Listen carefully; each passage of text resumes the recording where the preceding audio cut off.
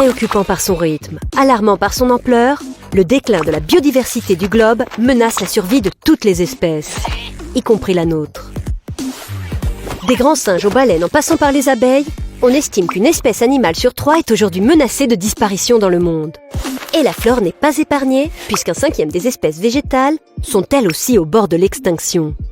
Depuis 1990, ce sont 239 millions d'hectares de forêts naturelles qui ont disparu, soit presque 4 fois la superficie de la France. Inquiétant. Et pourtant, les causes de ces disparitions sont directement imputables aux activités humaines.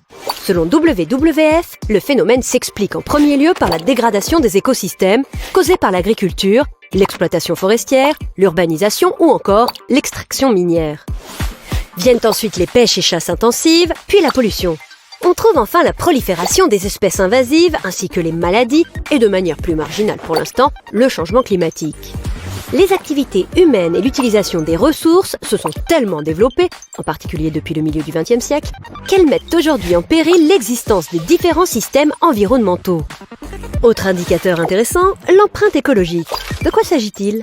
C'est un outil d'évaluation qui permet de calculer précisément la pression exercée par l'homme sur les ressources naturelles.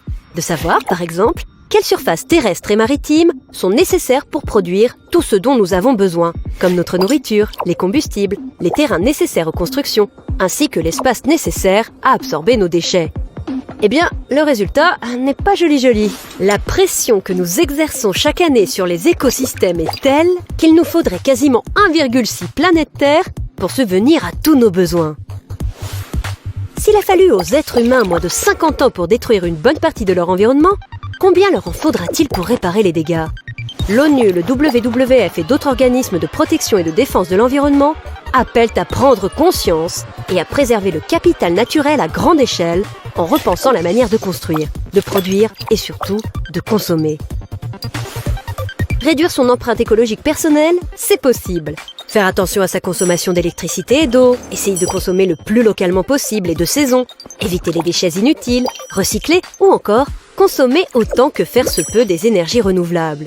Voici quelques idées à appliquer au quotidien qui peuvent faire la différence pour alléger le poids que nous faisons tous peser sur les épaules de Dame Nature.